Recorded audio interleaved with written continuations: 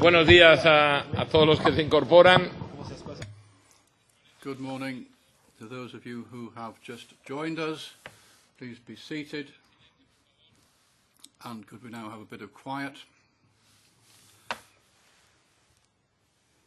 Continuamos. So we can carry on with our agenda. Item 10.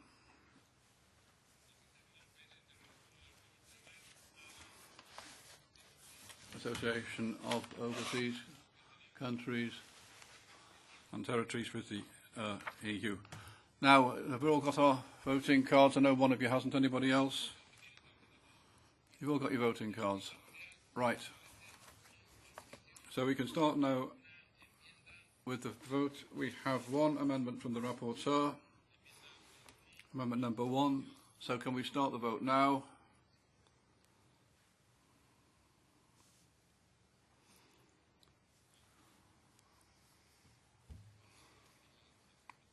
Okay, we'll do a hands-up procedure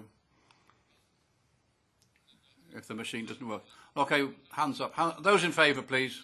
Against? Nobody. Abstentions? Carried. Now we vote on the whole opinion. Those in favour of the opinion? Against? Abstentions? None. That's carried. So well done, Mr. Rivellini.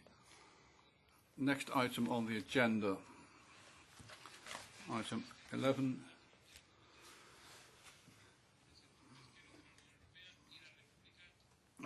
Fisheries agreement between the EU and Madagascar with special reference to juveniles. 2-year agreement, 2-year protocol in November. This was presented by the Commission. That was at the end of November. And then again at the end of November, we had our initial debate on this particular case. So today, what we want to do is look at the draft report prepared by the rapporteur, once again, Mr. Rivellini, on item 11.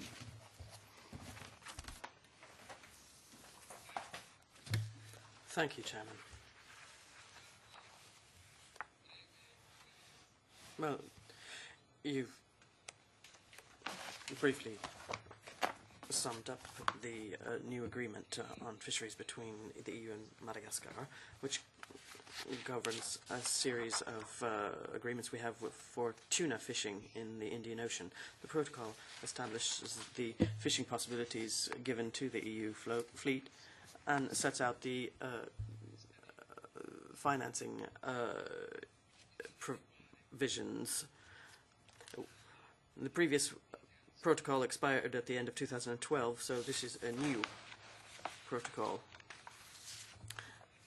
The partnership agreement is valid for 2 years, 2013-2014, and it provides for fishing opportunities for 96 vessels, 40 tuna senners, and 56 surface longliners. And the financial contribution overall represents €3,050,000, which represents €1,525,000 per year, which is an increase of €328,000 per year compared to the previous agreement. This amount includes €975,000 for access to the Malagasy fishing zone, which corresponds to tonnage of 15,000 tonnes per year, which represents an increase of 1,700 tonnes per year comparison to the previous agreement, and €550,000 per year for developing the social fisheries policies of the Republic of Madagascar. In short, the increase in the reference tonnage comes hand in hand with an increase in the EU's financial contribution, and furthermore, the increase in catch quantities is fully in line with the best scientific advice of the Indian Ocean Tuna Commission.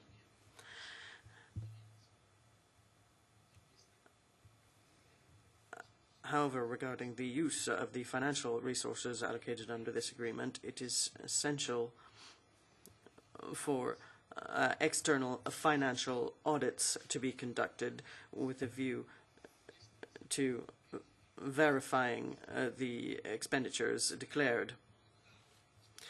Now, we've reached the key point of the discussion, and that is the political situation in Madagascar, which remains tense, although there seems to be a roadmap for ending the crisis in Madagascar.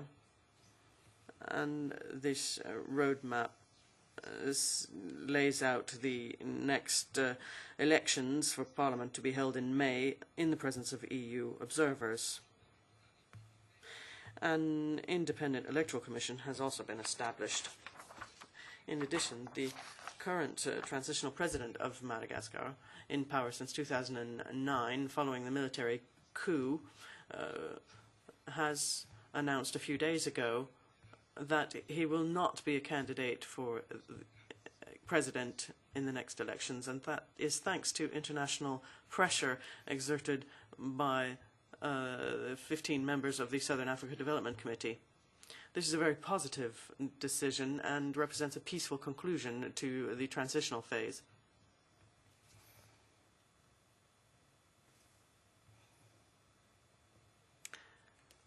I have consulted with others in drafting this opinion, which I hope you will accept. I think it's important for the EU to send a positive signal of support to Madagascar by approving the conclusion of a new partnership agreement on fisheries at a time when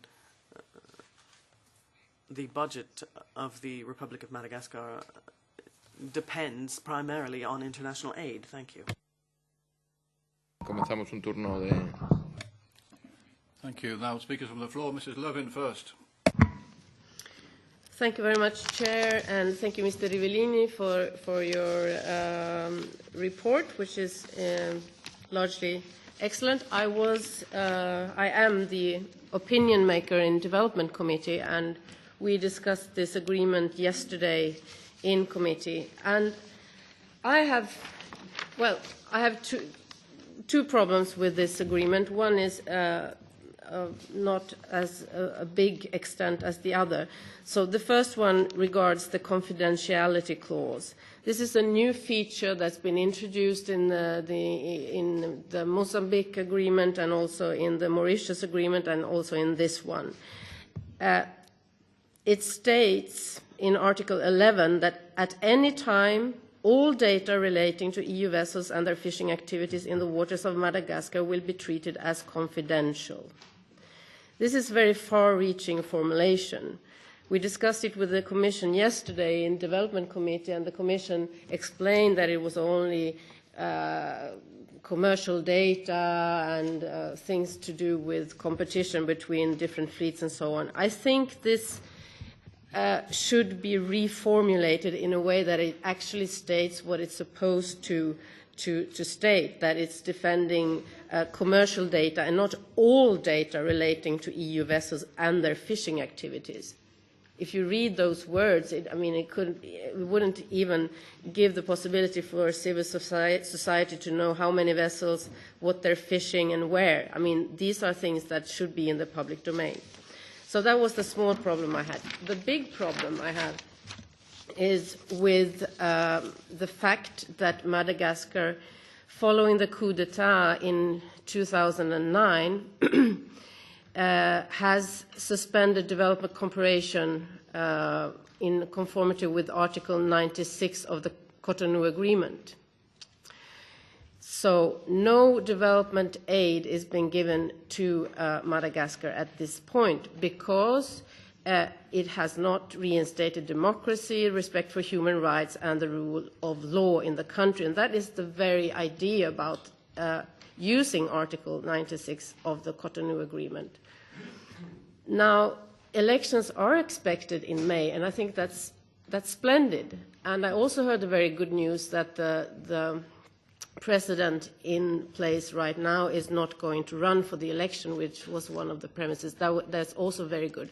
There are, however, some outstanding issues of allowing people in political exile, if they're allowed to return to the country and vote, things like that. So there are still outstanding issues. But my main problem with giving consent to this agreement before the elections is that it's kind of absurd to give consent to an agreement with a protocol that in itself says that there should be a suspension of this protocol in conformity with Article 9 of the Cotonou Agreement, following the procedure provided for in Articles 8 and 96 of the agreement. In this case, all European fishing vessel activities in the water of Madagascar shall be suspended.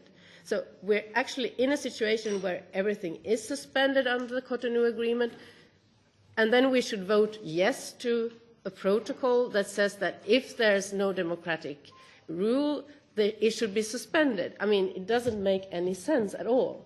I mean, for me, it's completely absurd. We cannot really give consent to something under which there's no basic premises to have an agreement, because, I mean, we could give consent to the agreement and then suspend it the next minute. I mean, this doesn't make any sense to me. So the opinion of Development Committee, my opinion, is that give consent to the agreement, but after the elections have been done. And there's nothing to say that we have to approve this agreement or any fisheries agreement in a certain period of time. You know, with the Moroccan case, it took almost a year after the actual protocol went into force that the Parliament voted. So there's no hurry for the Parliament to vote on this.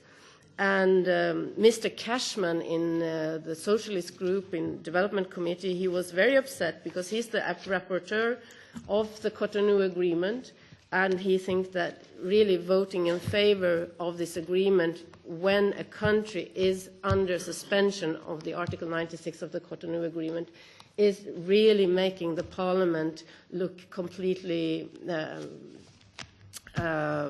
ridiculous. I mean, we are not showing responsibility, no principles at all. So this is my view, and we haven't voted on this in Development Committee yet, but I would think that we could get support for it in Development Committee. Thank you. Gracias, señor Cadec. Merci, Monsieur le Président. Thank you, Chairman, and thank you, Mr. Rivellini, for the work you've done on this report. I don't think we should mix everything up here as we usually do. We've already had problems like this with other issues such as Mauritania and Morocco. I think this agreement is a very important agreement for the European Union, but also for Madagascar. For the EU, our longliners in the region, especially French longliners, depend on the Malagasy waters for 70% of their catches. The control measures, zone entry and exit declarations and satellite controls, I think all these measures are strict enough so that Malagasy waters can be fished on a sustainable basis by the EU fleet. Also, our share has now increased, which means we can carry out further controls, improve our controls as regards surveillance and hygiene at sea. We have negotiated an increase in catches for the European vessels, but at the same time, of course, our financial contribution has increased. That is normal. If you catch more, you pay more.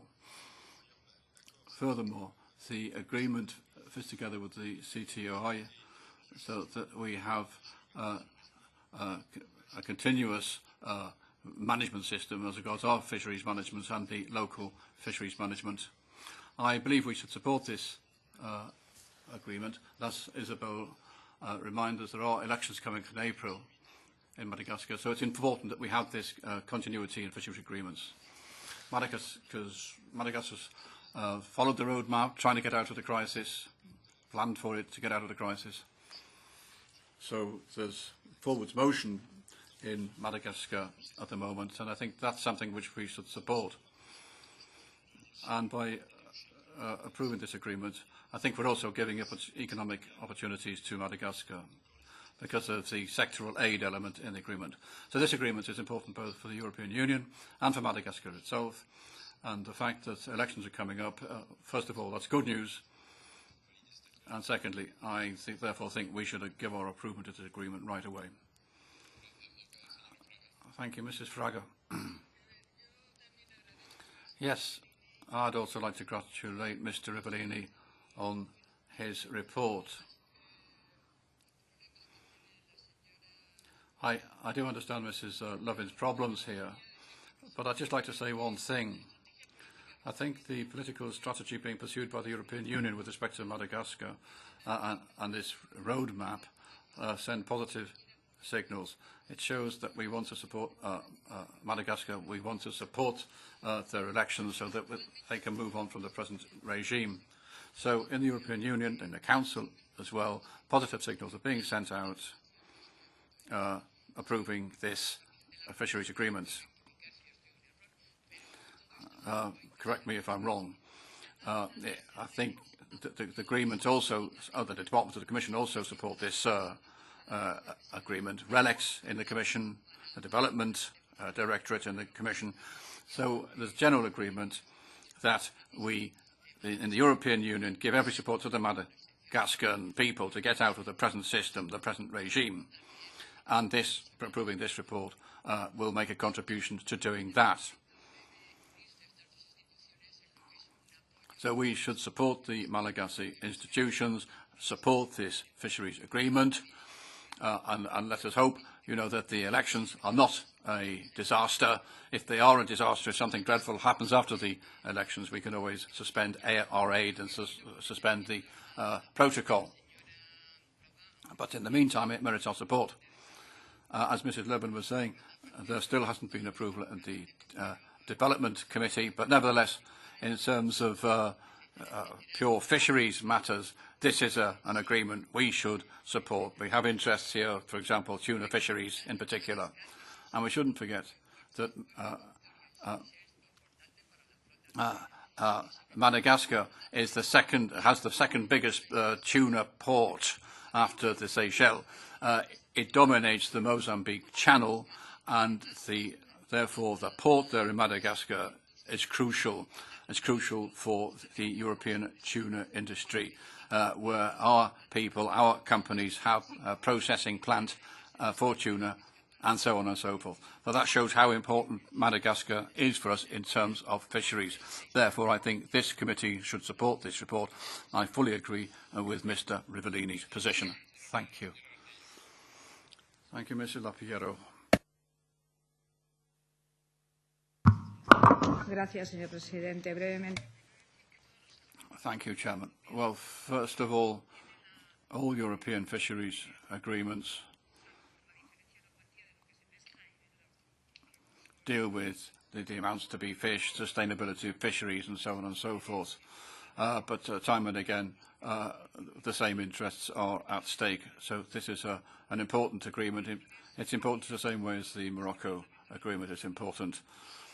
An agreement which was rejected by this Parliament. But this agreement has been negotiated for a very long time, and we wouldn't want to see it ending in failure, as is the case with the Moroccan agreement. This agreement, having said all that, it fits in with our foreign policies. It has clauses on human rights.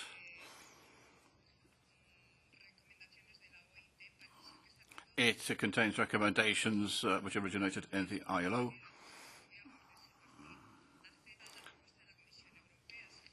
So this is and also, by the way, I think we should be accepting the recommendations from the European Commission as well. So we can agree to this protocol, but I think we have to be aware that 6 months is long enough for any government to understand the implications of clauses such as the human rights clause. So this is a clause we have to stick to. We cannot ignore the fundamental rights which are part of our identity in the EU. So this sort of clause absolutely has to be in, even in an agreement on fisheries.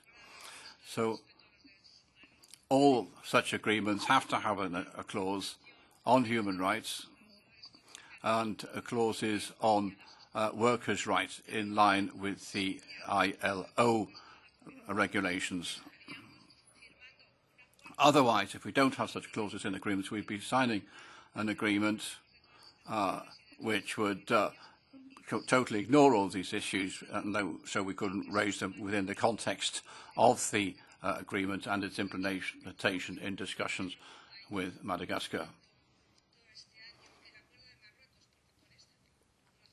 As you'll be aware, I'm very concerned about the Morocco agreement, which hasn't been signed because of this sort of reason. Thank you. Gracias, señora García Hierro. Señor Besset. Thank you. Oui, merci. Thank you, Chairman. Well, I think we all agree that this is an excellent agreement in its substance and provisions. In fact, it's rather an exemplary agreement, aside from the nuance referred to by my colleague Isabella. That's one thing. But I don't think we can disconnect an excellent agreement in its technical provisions, I would say, from its political context. I've listened to the rapporteur's comments, Alain's comments, say that by immediately agreeing to this, we will be encouraging a transitional period to democracy and the rule of law. But what is forcing us to go so quickly? The situation is unclear. We don't have any sort of guarantees on that, and the political signal that we want to send out runs the risk of being unclear. Wouldn't the better political signal be to be cautious and be firm and say, let's wait? We are ready to accept this agreement in all of its provisions as long as the elections take place properly, the democratic conditions are respected, human rights are established as a fundamental provision, and that the rule of law becomes a priority in Madagascar. We don't have anything to lose on that side. On the contrary, a demonstration of firmness would show that Europe does not separate the technical issues from the questions of principle, that they go together. And it is in our interest to delay the vote. I think the first, we don't have that long to wait. The first elections are in May. I think we should wait to see how things proceed. We need to use the precautionary principle from a democratic point of view, not just in terms of fishing capacity. Yeah, señor. Thank you. Well, I think everyone spoke now. Mrs. Cesarin? Thank you, Chairman. Good morning, everyone. First of all, we wanted to thank the rapporteur for his positive report, which highlights the main elements. So we too, following the current debate, we would like to make a distinction between the 2 points, recalling that our negotiation position developed in close cooperation with the EEAS at all moments in the process. We never ignored the political situation in Madagascar, and the Council did the same when they drafted our mandate. Regarding the fisheries content, these are positive elements in line with the reform. We have the sectoral support, electronic exchange of data. There are various aspects included, increase in resource management, and here I'm referring particularly to limiting the catch of sharks. And there are also regional issues governed by the Indian Ocean Tuna Commission. So a lot of these aspects have been taken into account. regarding the political aspects, we respect the positions expressed by the honourable members. What I can say at this point is that we are in close contact with our colleagues in the EEAS. There are extremely recent positive developments. In fact, in the last few days, there was a communication from Baroness Ashton on the 19th of January saying that there have been signals from the former president to not stand as a candidate in the elections, and that there have been positive developments following the roadmap. So we think that it would be a positive signal from the European Union if we were to ratify the agreement, and we do know how important it is to have sectoral support for the Madagascar sector in terms of support. So we would like to see it passed as soon as possible. I won't comment on the other regional fisheries agreements, but this agreement is part of the network of regional agreements in the Indian Ocean, and it fits fully within the work done by the Indian Ocean Tuna Commission. Regarding the confidentiality clause, as we tried to explain yesterday to the Development Committee,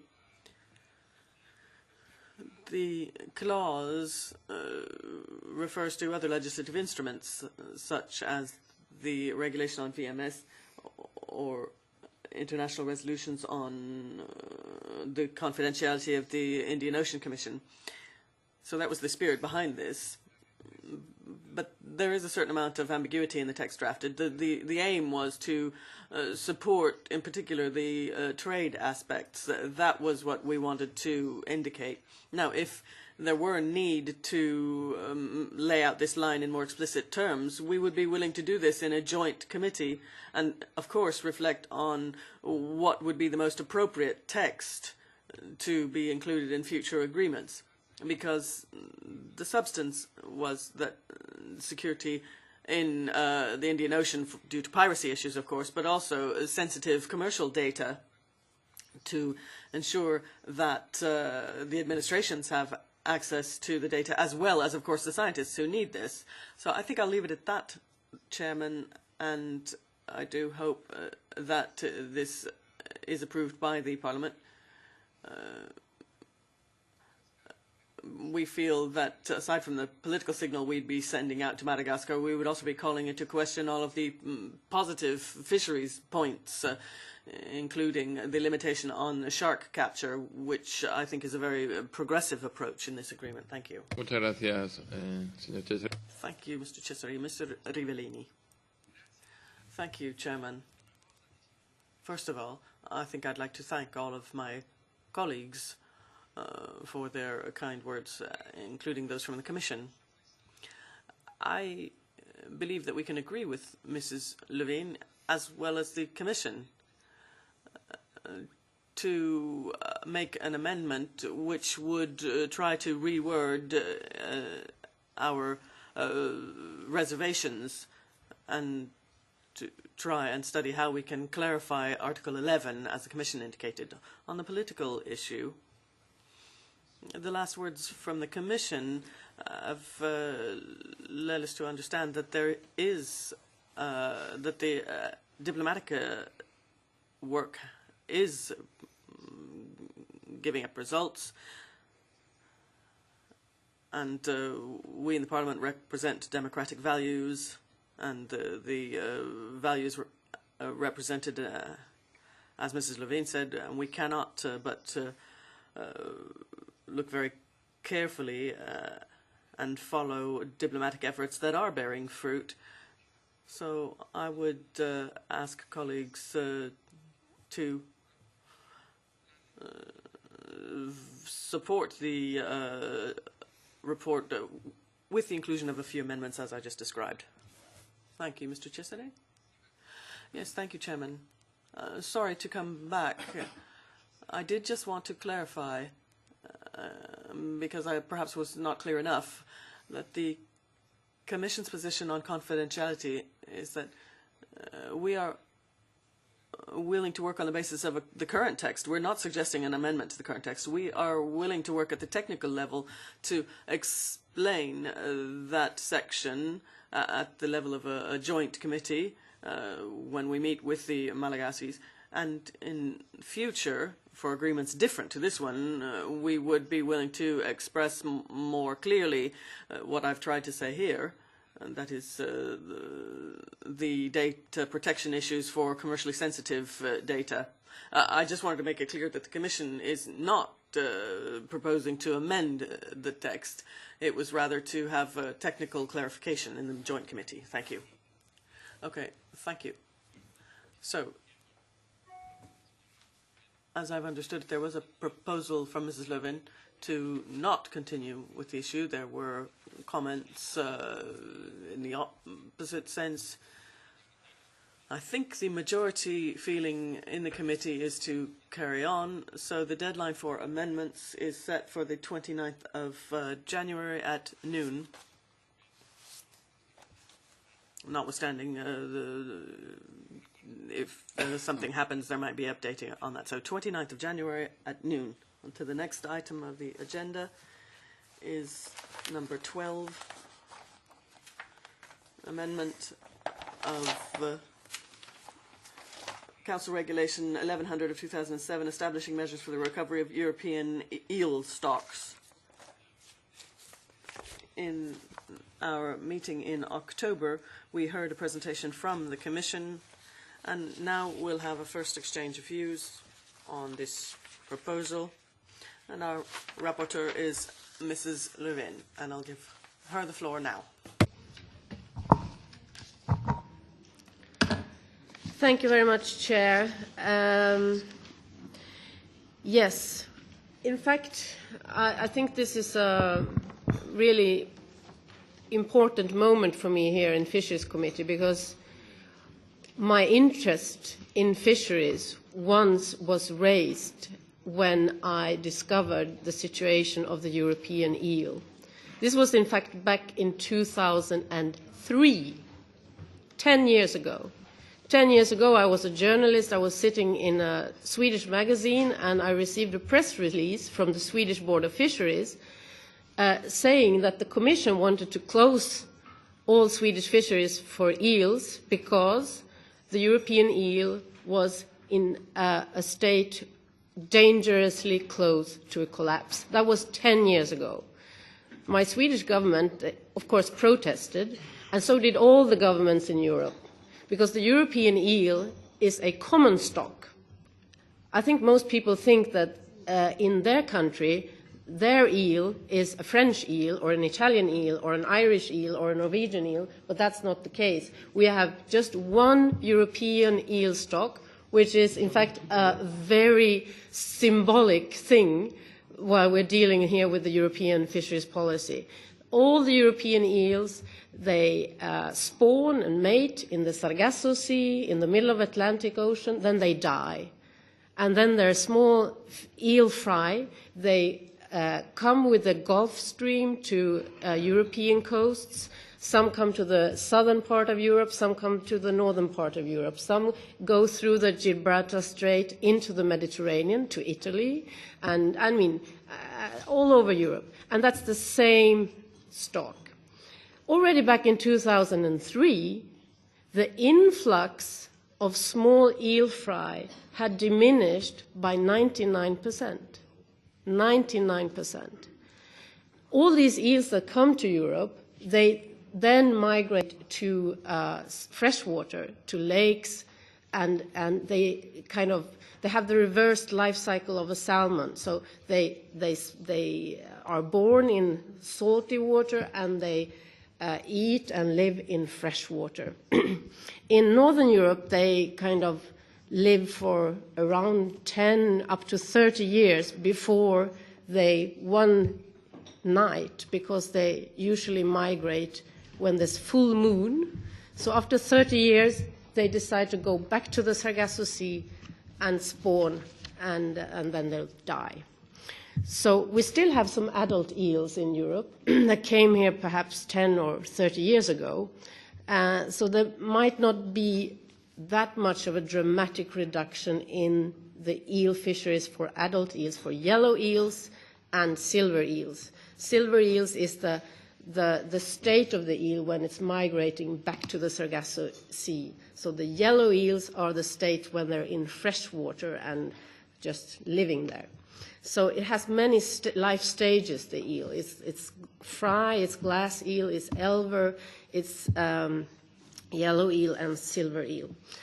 So all these eels are the same, and all of these eels are European. It's the same stock.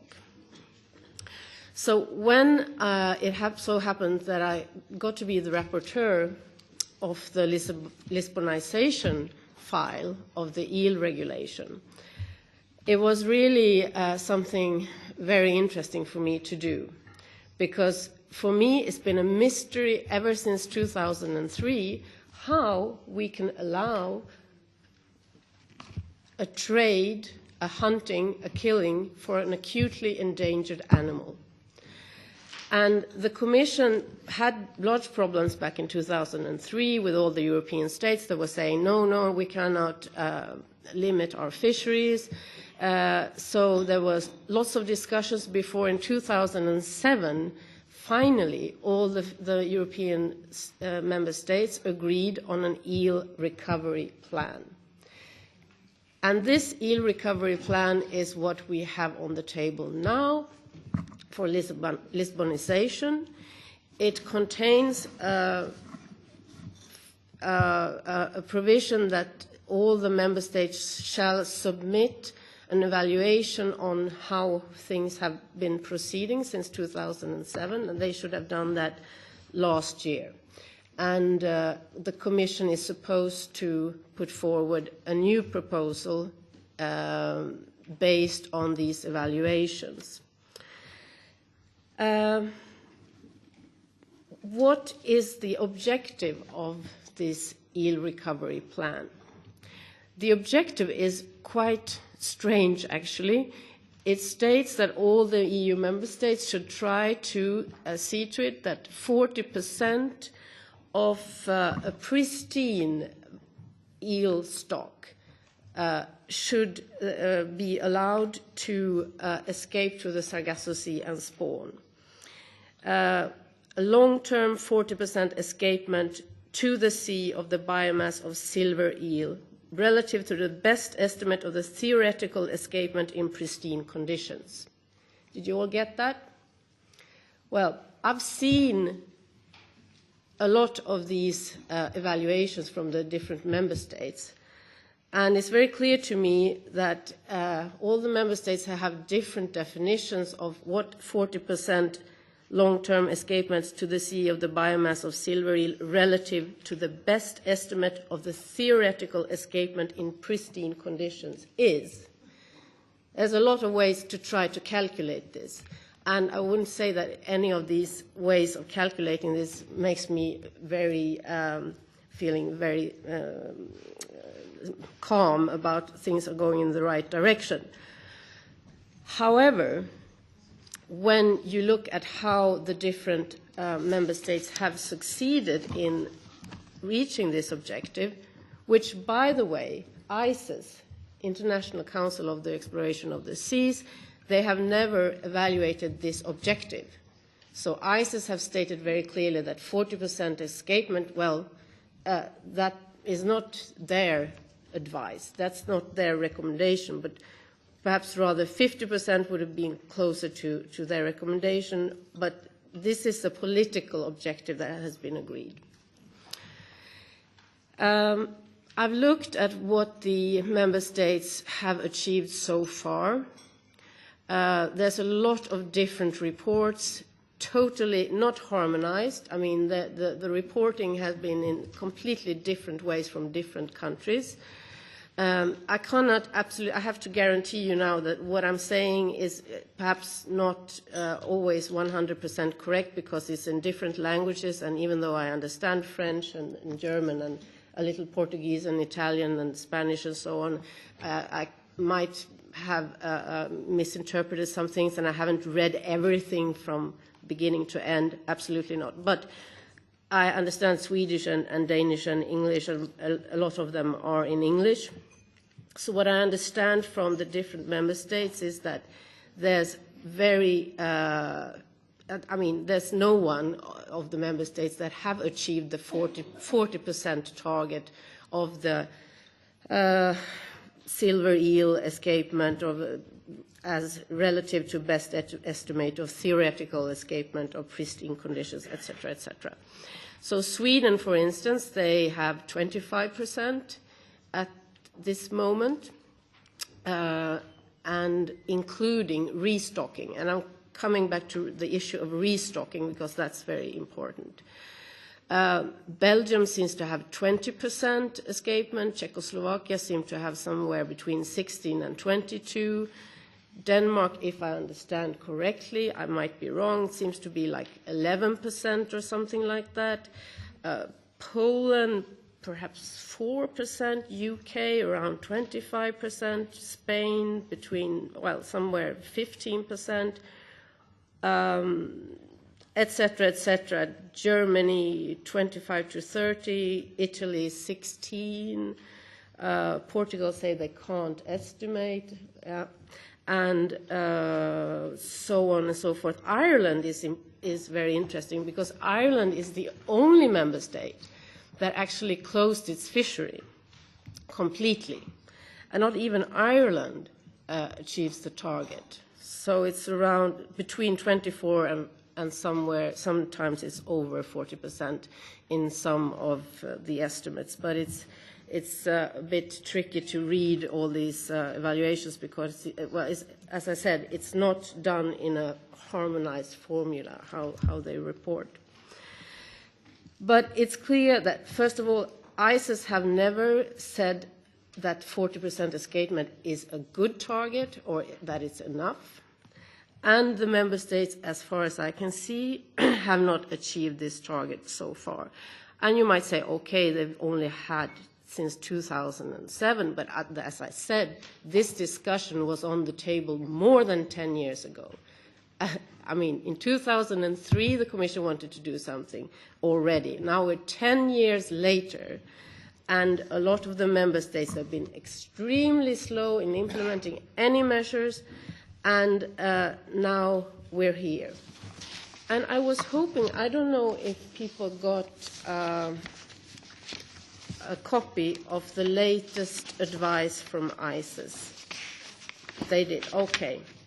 So one of the reasons I wanted to delay the further discussions on this report with you was because I knew there was coming up new advice from ICES in November. And so this is after our last discussion. And this advice, I think you've all got it. And it really says it all. I mean, the eel stock continues to decline in 2011. The glass eel recruitment trend has fallen to 5% of the 1960s-1979 average in the Atlantic region and less than 1% in the North Sea area, showing no sign of recovery. Abundance of all stages of eel, glass eel, yellow eel, and silver eel is at its historical minimum. The stock is in a critical state. In 2007, eel was included in CITES Appendix 2 that deals with species not necessarily threatened with extinction, but in which trade must be controlled to avoid utilization incompatible with the survival of the species. The listing was implemented in March 2009. Eel was listed in September 2008 as critically endangered in the IUCN Red List. I just wanted to tell you that about the CITES listing in Annex 2, it was just because the only proposal for listing was for Annex 2. But scientifically, it completely qualifies for Annex 1. And Annex 1 prohibits all trade with living or dead specimens of this species. And I know there's a discussion going on about putting the eel on Annex 1. And you can all imagine what that would mean to the eel fisheries. So, coming back to restocking. Restocking is when you catch small glass eels in one sea basin and you translocated it to another place where there's fewer eels and there's more habitat where you think that the eel could grow up. And this is allowed according to the eel recovery regulation that we're discussing.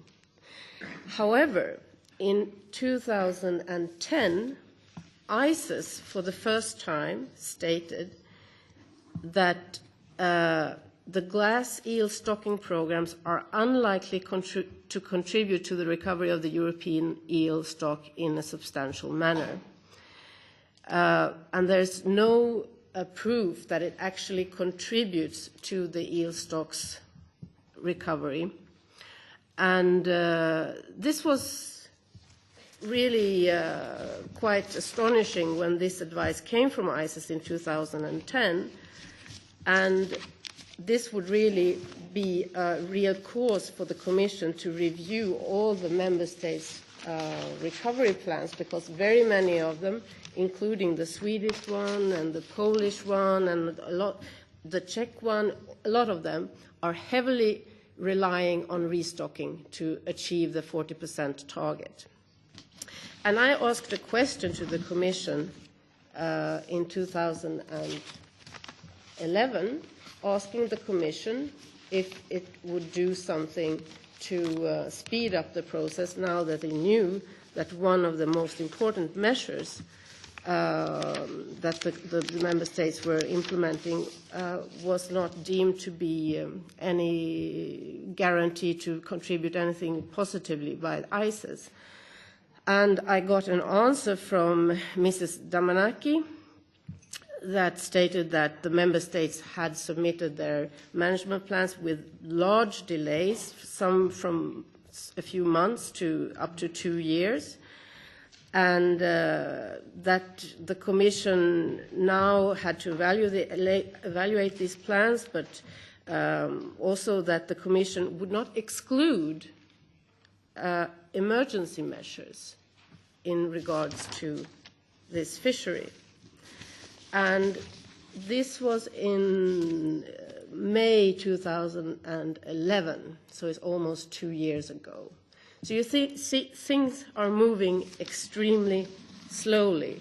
And the only thing that is really, really clear is that ICES is giving its recommendation and advice year after year that any anthropogenic mortality of eels should be reduced to as close to zero as possible until there is clear evidence that both recruitment and the adult stock are increasing.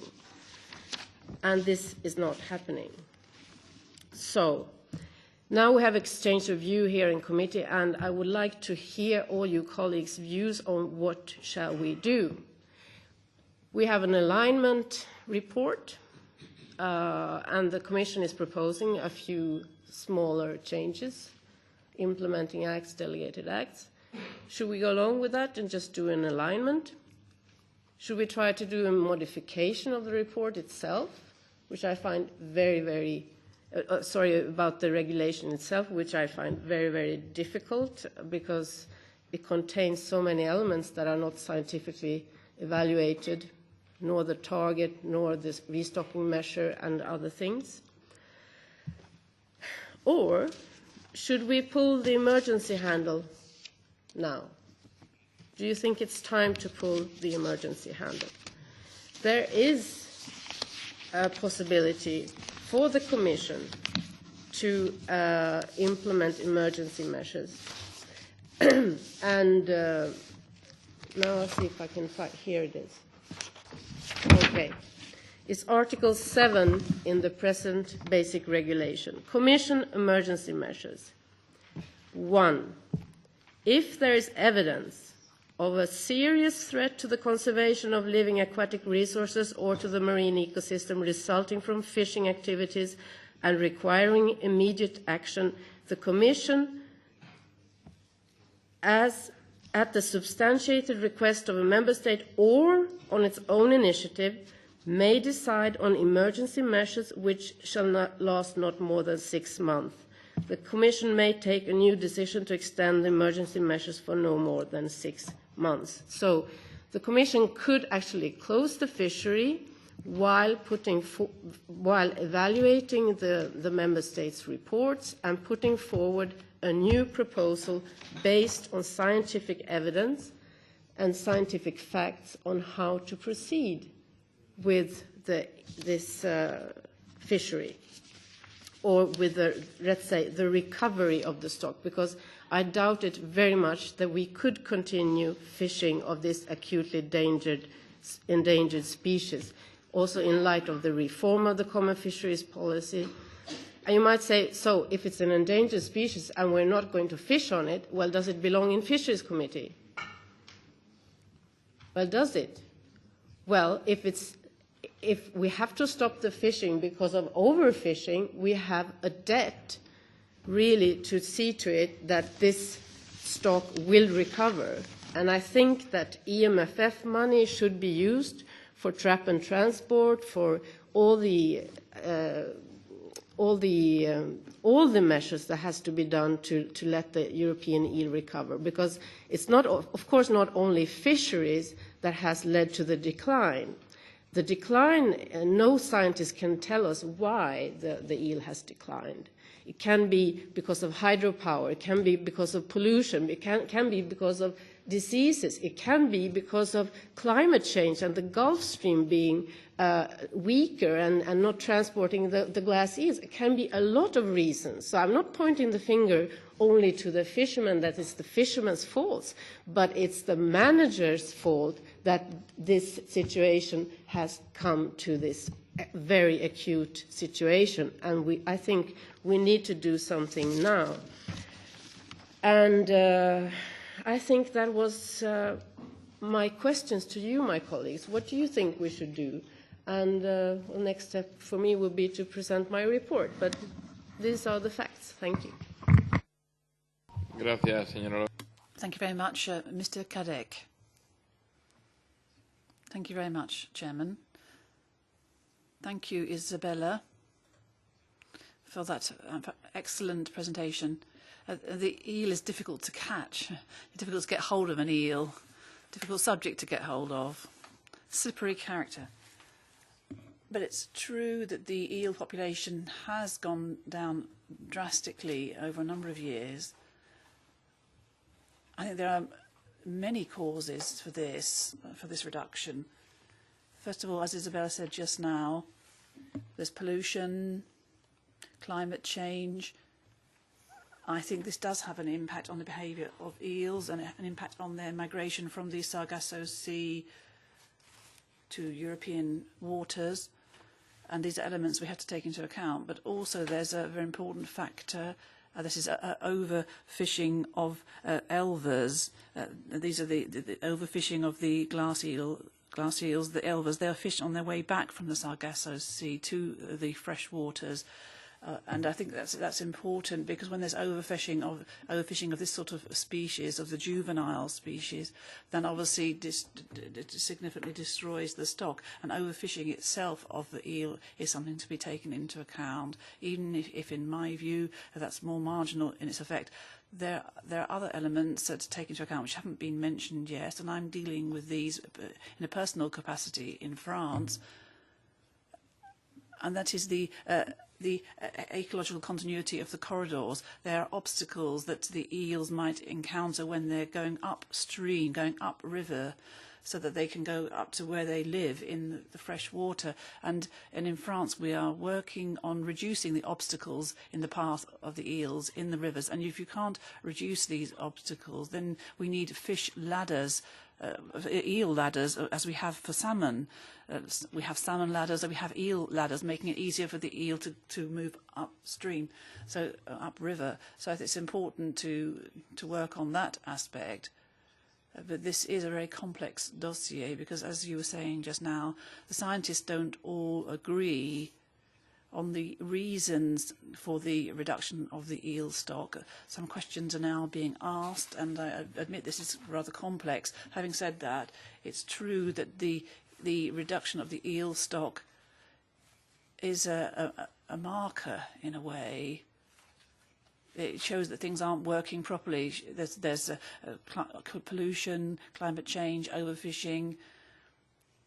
I think we have to be very careful, keep an eye on this reduction, and then take measures, if we can take measures, as you were saying, to stop this stock reduction. But it is considerable, this stock reduction. In over 15 years, the stocks of eels have gone down markedly. So those are a few comments I wanted to make. We really must work on this report and do as much as we can for this fish. It might seem marginal compared to other species of fish, but what happens to the eel is symbolical and shows what's happening in the environment. Thank you. Thank you very much. Mr. Kuhn. Thank you very much, Chairman. I'd like to thank Mrs. Lurvin. Thanks very much for having described the secrets of the eel. I don't think it's just science I should be interested in the eel, but I don't think we know very much. We know enough about the reproduction of the eel in the Bermuda Triangle, in the Sargasso Sea. The scientists don't know enough about how miraculously the eels then come back to Europe. They go upriver, and then they live both in salt water and in fresh water. The eel is designed in such a way that they can actually live for up to hundreds of years in fresh water. But so and the scientific information is like an appetizer, really. We need encouraging us to study more. We need to find out what scientific information is there and what is relevant for us. And when it comes to freshwater fishing, eels are very important, not just for commercial reasons. There are other reasons for wanting to safeguard the eel. And if we philosophise about this and say we have no information about the situation or the status of the stock at the moment, after reproduction, and there's a lot of the eels die after spawning, but then the eel comes back as a glass eel or an elver to Europe, and during the early stages it's to be found in the Bay of Biscay. So we need to see whether the status of the stock has improved or worsened when it's in the Bay of Biscay. We need to look at it there, and then we need to look into fishing measures and management measures as described by the Commission. Therefore, there has to be a possibility of catching the eel there, but also we need to try to remove these obstacles to the progress of the eel, whether it's hydropower plants, pumps. Or whether it's they're predator birds of prey. We need to look at what the obstacles are to the progress of the eel. So we need management plans, and these have to be discussed with member states, and the member states need to tackle these safeguarding proposals. We need more information about the status of the stock in the fresh water. We need to know how much can be fished in rivers, and if the eel wants to get back to its place of origin after many years, then it has to be able to get there without obstacles. So the eel needs to be able to eat in order to gain weight, to have the energy to then travel these great distances from the Sargasso Sea. So that's the cycle.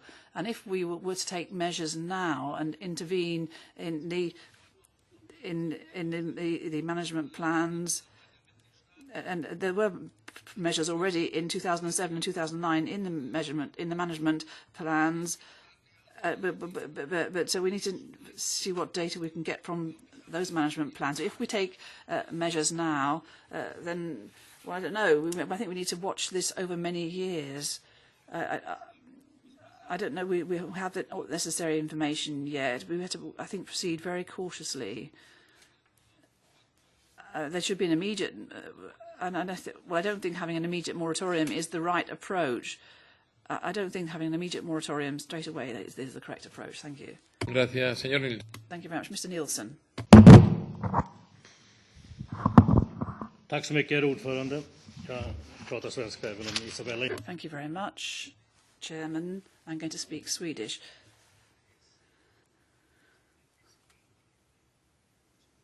Naturally, there are good reasons for being very worried about the eel and its status.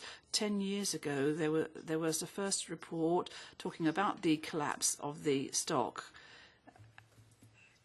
And if you look at the lifetime of the eel, the life cycle, well, I think it takes years before people even notice that there's a problem with the stock, and it would take years for consumers to notice that the eel was threatened with extinction. And the situation in Sweden is that the eel is seen as a delicacy. There are the eel is part of lots of festivities. And so if it's threatened, that will cause a lot of concern. So at this point, I don't want to repeat the various points that Isabella has explained. I assume that the Commission has keeping an eye on this, but I've got a couple of questions for the Commission. What did the Commission think about the plan that's on the table? Will the Commission, within a certain period of time, allow this stock to recover? Will measures be taken to allow the stock to recover? And how much time does the Commission reckon is necessary for the recovery of this stock? How much time will it need? And what about the member states who haven't abided by this plan? Or what about the member states who haven't taken any measures, haven't got a plan for helping the stock to recover? What means of pressure, what means do you have to bring pressure to bear on those member states that they will take steps? So perhaps I'm not as convinced as others that that the moratorium is not a good idea. I'd like to know more about closing the fishing. I'd like to know more about a moratorium on fishing, and then if you allow elvers or glass eels to thrive and then expose them to fishing, I mean, I don't know. So then the most important question to the Commission is following. I'd like to know whether the Commission is now working on other things, other aspects which are important in this context. So before I give a recommendation as regards my group, I'd just like to say that this is a very worrying subject. It's not just a question of adjusting the Lisbon Treaty. It concerns other matters as well. Mr. Ferreira. Thank you very much, Chairman. I share some of the concerns that have been expressed here already. As was said by Isabella, we have a single stock. There's just one stock of eels, which is evolving. It goes to different river basins in Europe. It moves to different river basins, up different rivers. But we know that the growth rate varies in these different river basins, and the higher the altitude, the less growth rates we have, the lower the recruitment at the higher altitude. So we know that in certain estuaries there are higher growth rates than in than in the rivers themselves. So we know that there's variation, but then, in practical terms, there is lack of knowledge. This varying means that okay, there are these very long periods of growth that Isabella was saying, but because depending on where the altitude, the characteristics of the different river basins, the characteristics of the different rivers and estuaries, the growth rates can vary, recruitment can vary, and so there seems to be lack of knowledge about the real state of the stock in the different river basins. So there's a very serious and worrying lack of knowledge. I'd like to hear more from the Commission. I know, for example, that when it comes to certain populations in southern Europe, the lack of data means we can't really assess the state of the stock, and some of these estimates were took as their basis the data from Northern Europe, where there's better monitoring. So some of these estimates might not be close to reality. And so in the north we've got populations which are better monitored, and so in the south we try to extrapolate because we don't have as much data, but that sort of extrapolation doesn't give us results that are close to the reality. So that means that this shows us how much we lack knowledge here. There is a need to improve our state of knowledge, and the threats that exist are known, although we don't actually know what the impact of the different factors is, or the magnitude of the impact of each of those factors. We know what some of these factors are: illegal fishing of young eels, of the elvers, and I would say that when it comes to the fishing, as far as I know about what's happening in the south of Europe and in Portugal, there is a very obvious problem, and that is changes in riverbeds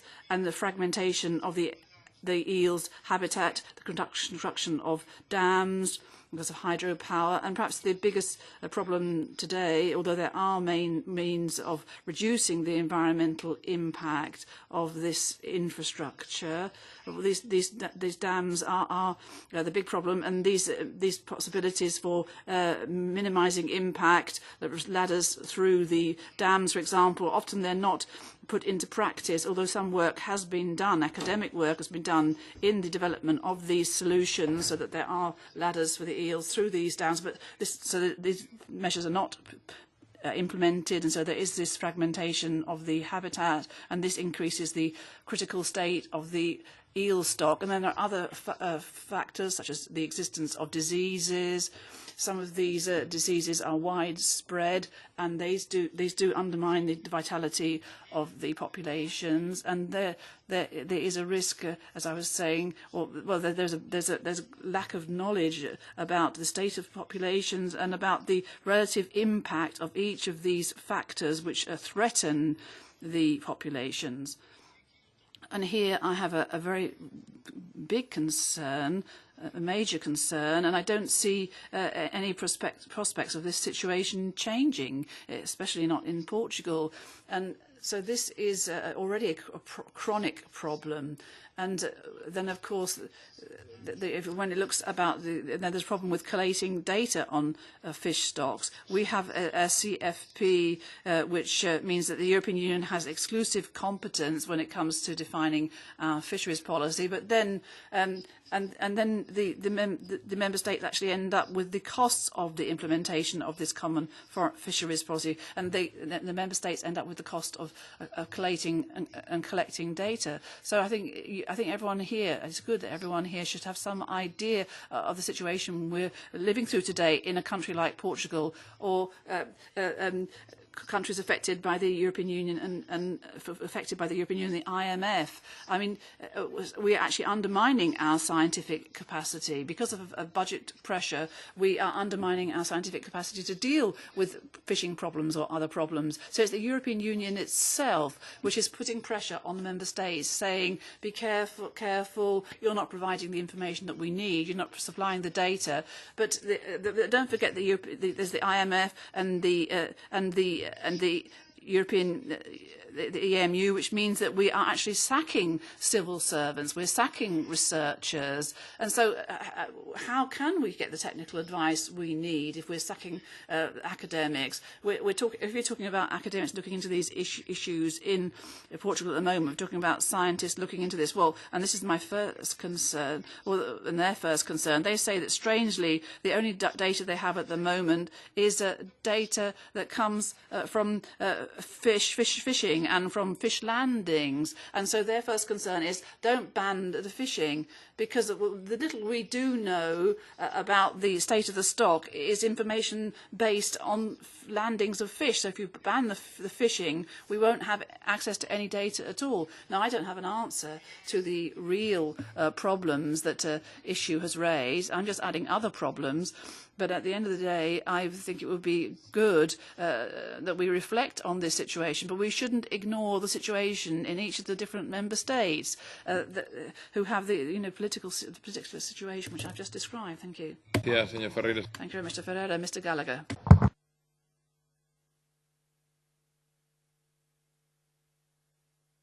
Quite brief, but my particular interest in eels goes back some few years ago when we in Ireland decided to close the eel fishery, and I thought I wouldn't have to take an interest furthermore, because we were told it would take 99 years before there would be a recovery of the stock. But apparently this isn't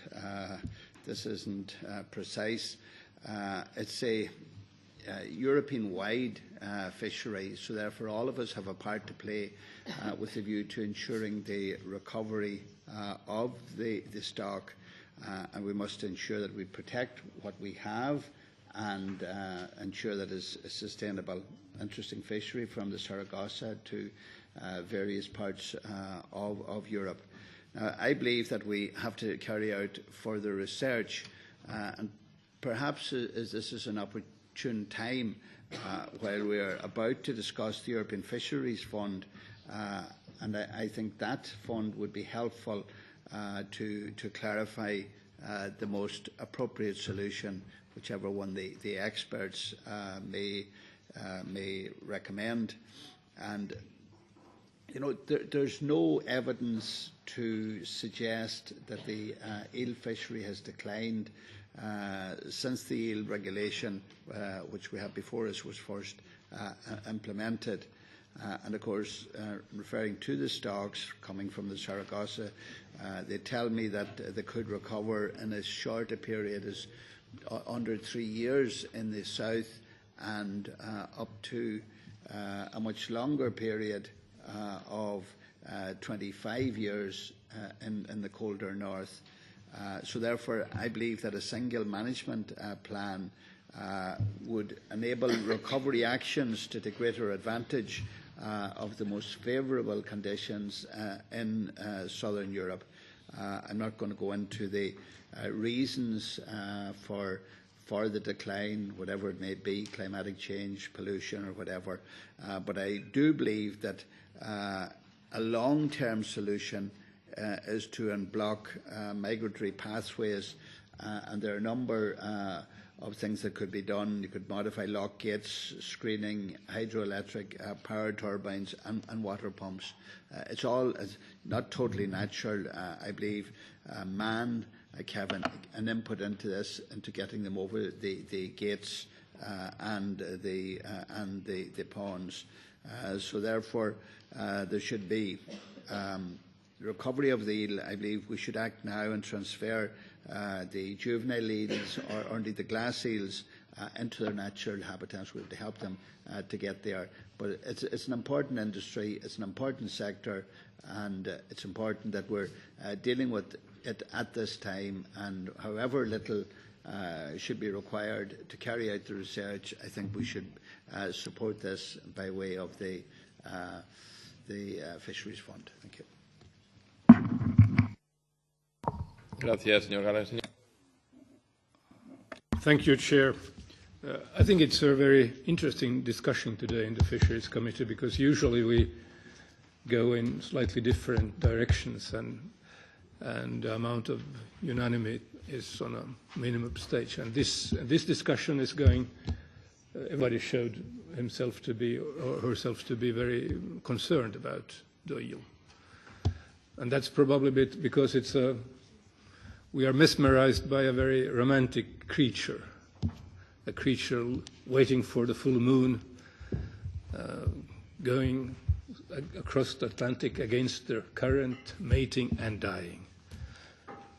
And usually we find very easy solutions to all of the problem we are confronted with. And this time we don't find them.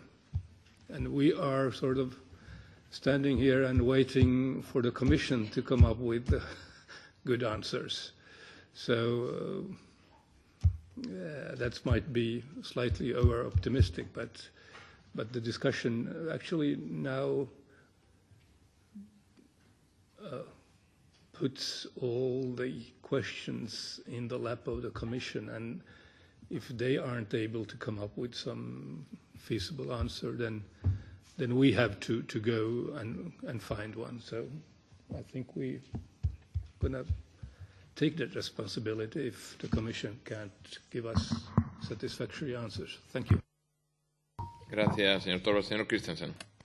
Thank you, Mr. Christensen. Tak for det, herr formand, og tak til Isabella for orienteringen om ålen.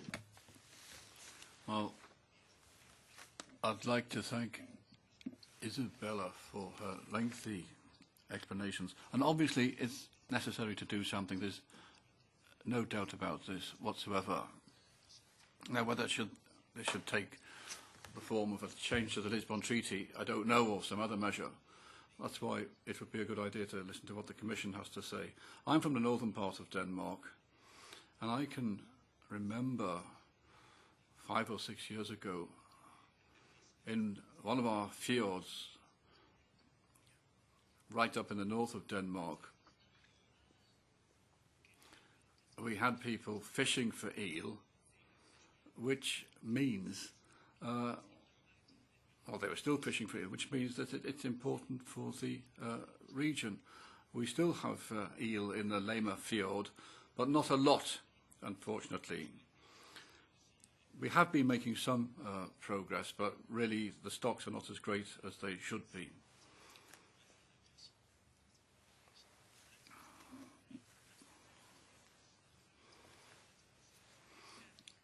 Isabel was talking about how much eel was being consumed in Europe and how much elsewhere in the world, and things are not as they were 50 or so years ago, and we have to do something about this. Mr. Kuhn said something about suspending catches, for example. I don't know really if we should take that approach. There are people in favour of suspending fishing, others in favour of more intensive or encouraging them to breed.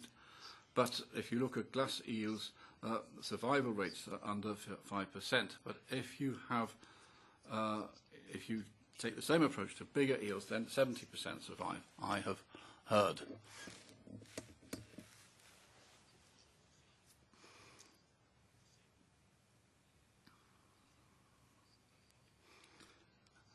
Another thing is the question of eel sales. One should not have adult eels up for sale, for example, because this can prejudice reproduction. And nevertheless, reproduction should be encouraged by commercial means. For example, if you have a company with 5,000 glass eels, it can breed maybe up to 2 million eels. And if it sells the right amount, it can remain viable if it doesn't sell too much.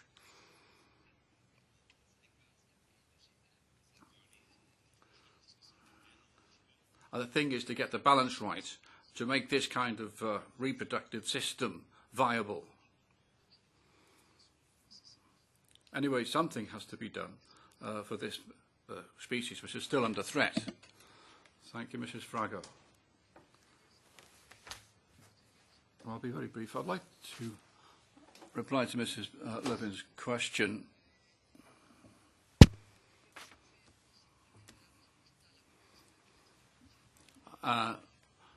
should we just, adopt the Commission proposal, which is adapting our comitology approach under the Treaty of Lisbon? I think, in principle, changing the comitology system should only be an exception. But the question we're looking at is really one of substance. And it might be an idea to ask the Commission, therefore, to ask for a new proposal amending this regulation. Now, in answer to Mrs. Levin's question, I would prefer that in this specific case, we should adapt the comitology system. I don't want to go into any greater detail than that. That basically, though, is what I think we should do. Adapt the comitology system, and if necessary, we could call on the Commission to come up with proposals to amend the present regulation.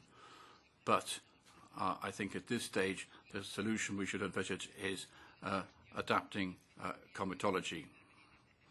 And I wouldn't say more than that in order to not to get bogged down in detail. Thank you. The Commission, Mr. Theophilou. Thank you, Chairman. There's been a lot of questions, a lot of remarks. I will try to take them in order, and I hope I don't overlook anything. First of all, we welcome Ms. Lovin's keen interest and initiative in amending or improving this regulation. Now, I would like to clarify that there are two distinct processes happening right now. One is for the alignment. That's a fairly simple process, so that's the alignment with the Lisbon Treaty. And we have also started the process of amending the substance of the regulation. And that is foreseen in the current regulation. So based on the reports, the progress reports that we have received from the member states over the last few months, and taking into account the scientific advice, the annual scientific advice which was mentioned, that's the ICES advice, but also a special request to ICES, which will also be examined by STCF, Scientific and Technical and Economic Committee for Fisheries. We will prepare, the Commission will prepare a global report on the progress achieved before the end of this year. And this will be submitted to the Parliament and to the Council.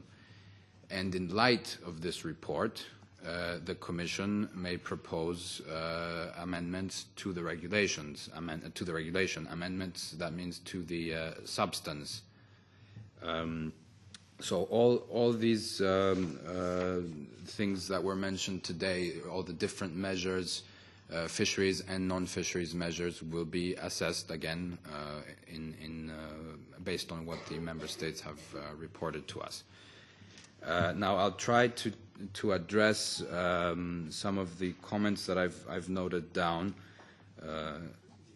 First of all, the target, the recovery target, which was set at 40%, was set as a long-term target, and no one ever expected, that is neither scientists nor management authorities nor the Commission expected that this recovery target would be achieved in the last 2-3 years during the implementation of the plans, that is. So this is a target which, according to scientific advice, in the best case scenario, could be achieved over 2 to 3 eel generations. And if we take into account that an eel generation is anywhere between 5 to 20 years, and we do a simple multiplication, we figure that it could take anywhere between 10 and 60 years, or in some cases even more, to recover the eel stock. We do not expect the member states would have achieved this target in the last 3 years. Now, regarding CITES, the CITES listing, eel being on Annex 2 for the moment means that fishing is still allowed under certain conditions. However, trade into and out of the EU is prohibited.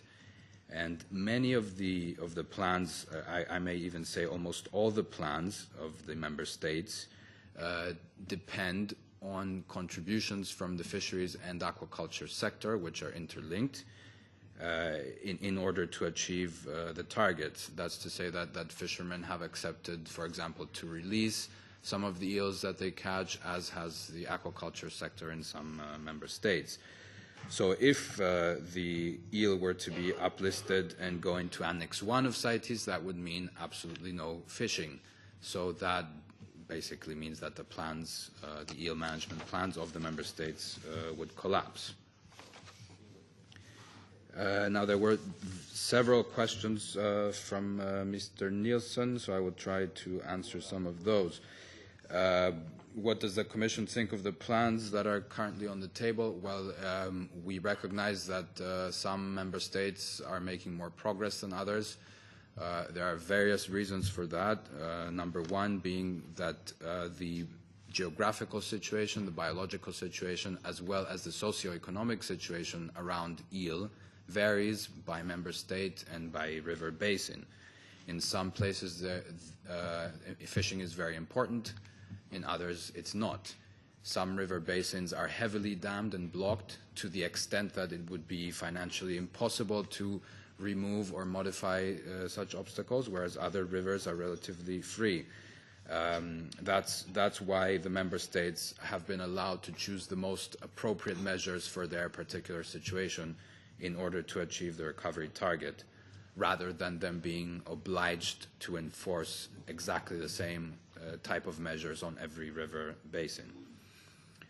As I said, to answer your second question before, this is a long-term target, so we expect that recovery would take a few decades to be realistic. And how would the Commission deal with non-compliant member states? Well, there are at least 2 member states that have not submitted management plans as they should, and as foreseen in the regulation itself, they face a 50% reduction in their fisheries, obligatory reduction in their eel fisheries. Restocking was something that several members mentioned today. It is true that it's a very controversial practice. Scientific advice coming from ICES states that it may not be contributing as much as is hoped, but at the same time, ICES recognizes that if done under certain conditions, with the right timing, the right location, etc., it may contribute to the recovery target. And restocking is definitely one of the things that will be revisited in the discussion and leading up to the amendment of the regulation.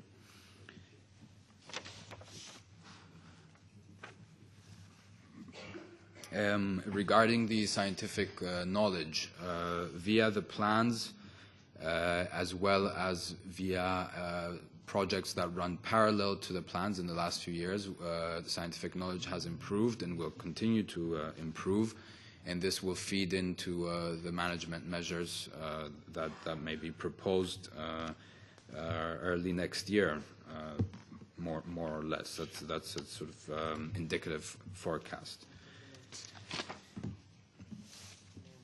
Now, to give a slightly more precise timing of what will happen with scientific advice, we expect input from ICES in mid-June, and as required by the eel regulation, the STCF will review this advice, and this will happen in mid-July.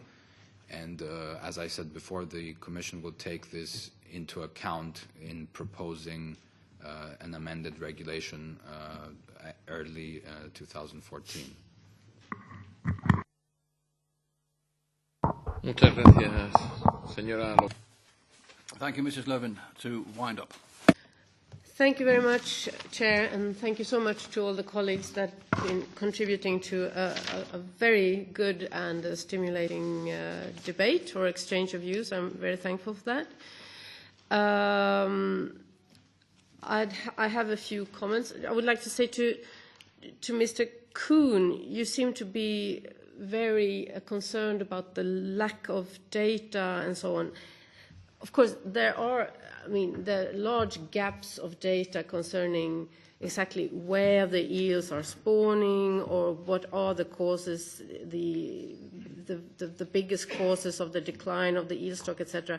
But there is a lot of data and a lot of series of data of the influx of glass eels to Europe and the escapement of silver eels. So, I mean, this is not disputed among the scientists at all. So you can please look at the ICES advice, and there's a large scientific consensus of the decline. So that's nothing to be debated. Mr. Ferreira, you had a lot of interesting remarks. So you stated that it's only one stock, which is correct, and then you said that there could be different status of the different populations in different rivers, but there are no different populations. There's only one stock. So, I mean, even if there's perhaps a larger influx of glass eels in some river basins, and that's fine, but the whole stock is in a terrible state. And about hydropower and all the obstacles for the migratory routes, that's true, and I don't dispute that. But if you all could have a look at ICES and when the big decline came about, it was actually in the 1980s, and we built hydropower plants and all of that long before that. Well, at least in very many of the European countries, large exploitations of rivers and so on, they came about, 100 years ago and 50 years ago, not 20 years ago. So that's not really matching up, and that's why scientists also point to excessive fishing pressure as one very important element in all of this. When it comes to costs of the implementation, yes, I agree. I mean, that Europe has an economic crisis right now, but that's not an excuse that why the member states haven't done anything earlier on, before there was an economic crisis, and why there's been these big delays in the member states submitting their eel management plans or all the data they're supposed to submit. They've been really performing lousily all along, and I don't think we could blame the economic crisis for that, for how they've been behaving for more than 10 and 15 years when it comes to this. That the only way to have data, it comes from fishing. I think this is kind of an argument that makes me recall the argument from the Japanese and the Icelandic when they say they have to hunt for whales just to have the data. I mean, we can't really be serious, and we should go on fishing just to count how the eel catches are declining. That's not really making any sense. And I think we could use money from the EMFF to have to catch eels and then release them. And I have a very interesting study here from Sweden, making a calculation what the costs are of the eel management in Sweden. And we're talking about research, we're talking about restocking, we're talking about all the administration, all the control, everything. And it amounts to 2.6 million euros. And the value of the entire eel fishery in Sweden is 1.5 million. So you can make your maths. We're actually paying more for the management than the eels fishermen are contributing with. So that's, there is money there. It's only the question how we use it. And I think we should use it to build fish ladders, to catch fish where they still have the possibility of being translocated and in a way where they survive.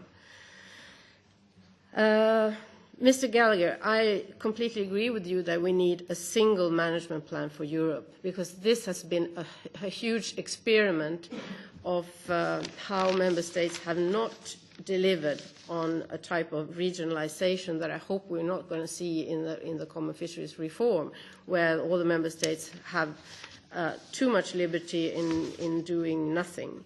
And we need to have a single management plan to actually see that we have a comparable approach in all the different member states. And Mr. Christensen, you talked about restocking, and maybe I should expand a little bit about why ICES are not supporting restocking. First of all, does restocked eels find their way back to the Sargasso Sea to spawn? That is the number one question. If you take fish from the Bay of Biscay, translocate it to Scandinavia, release it in the Baltic Sea, there's no scientific evidence whatsoever that restocked fish will find its way back. Why?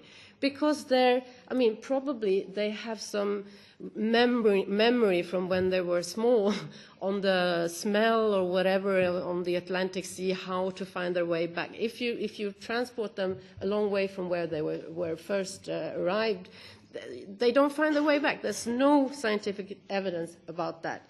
There's some unpublished studies that show that one restocked eel had found its way to Scotland from Scandinavia. That's not enough. I think we have to really apply the sensible precautionary approach when it comes to that. And then there's the question about how many small eel, glass eels or yellow eels survive if you take them from one place to another. And do they transmit diseases when you take them from one place to another? And I had a meeting with a group called the Sustainable Eel Group last week, and they showed me this report that they've commissioned and they paid for. The title is, Does Translocation and Restocking Confer Any Benefit to the European Eel Population? And according to this report, it seems like there is evidence that it may contribute to the benefit of the European eel population. But I'd like to draw your attention to page 3 of the summary, where the author of this report say, we cannot say whether this is an overall increase compared to leaving the glass eels in situ. That is, if you leave them where they are, they won't die during the fishery, they won't die during the translocation. There's no question marks whether or not they will find their way back to the Sargasso Sea, etc., etc. This is the eel industry itself that produced this report, and then put to that the advice of ICES that are very, very cautious about the translocation. So I don't think this is something that is responsible to continue with. And ICES also said that they don't think that there is any surplus of glass eels left in Europe to be restocked or translocated. So for the Commission, okay, I understand that the target is 40% long term and not for 2 or 3 years. Yes, okay, but it's very, this is also an example of how undefined everything, it's really full of loopholes, this eel recovery plan. So long term, it's 2 or 3 eel generation, and an eel generation could be 5 to 20 years, so we're talking about 10 to 60 years. It's really, really hard to see what is a virgin eel stock population, what is an escapement, how many years. This is completely, really, really impossible for anyone to sort out whether or not the member states are following the plans or whatever. So I don't think that's really good enough.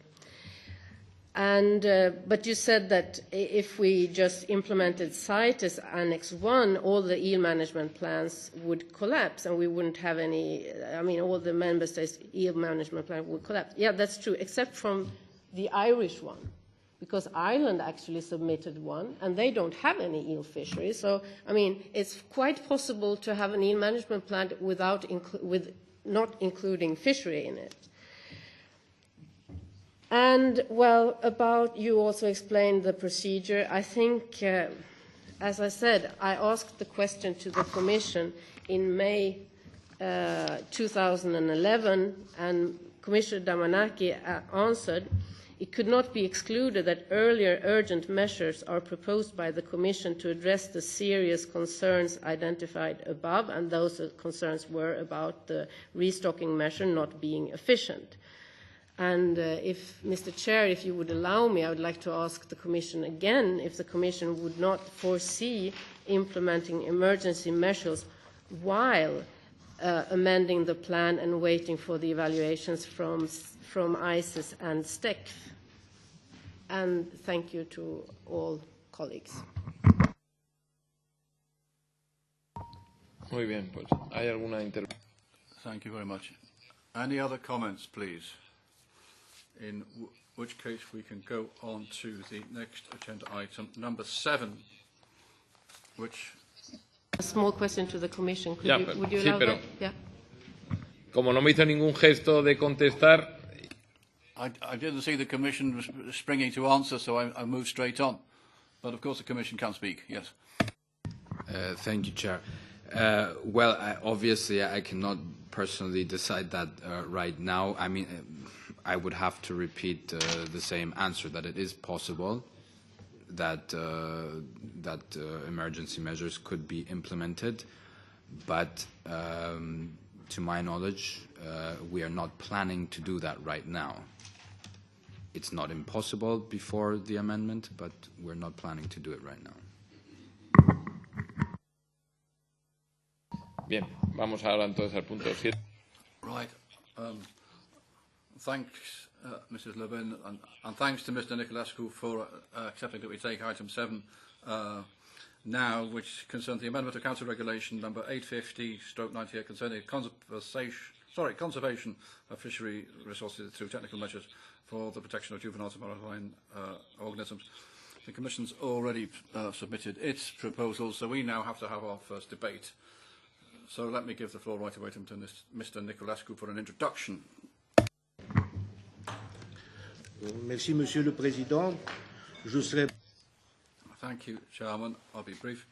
We have a report here which concerns the competences of the Commission. It shouldn't give us any major problems. So we're concerned here with the regulation on technical measures for protection of juveniles and marine organisms. We also have the Gallagher report, which is relevant, which has been voted on. In its Commission for an alignment, the Commission is calling for alignments of Articles 4.4c, 7.8, 8.4, etc. And then, as another question, I'd like to know why the Commission is suggesting suppressing, delete or doing away with implementing acts only for Ireland and the UK for fishing capacity. Well, so I'd now like to hear the views of colleagues on this report before I go into any further drafting. Thank you, Mr. Chairman. Would anybody like to speak on this one, please? Mrs. Fraga. Just two things, Chairman. First of all, this regulation is adopting comitology for certain technical measures.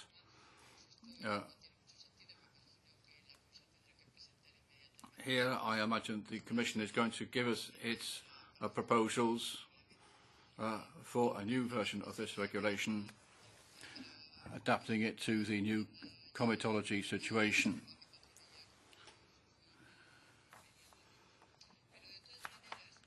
So this is something which needs to be done immediately for this regulation to be effective. I'd like to go back to what I was saying about indefinite conceding of delegated powers to the European Commission. There again, I think there should be a time limit on such delegated powers of 3 years, as we were saying yesterday. And that would mean that in any case, before the 3 years are up, this regulation would disappear in the light of the CFP. So I think suggest again a 3-year limit for delegated powers. The Commission would like to speak.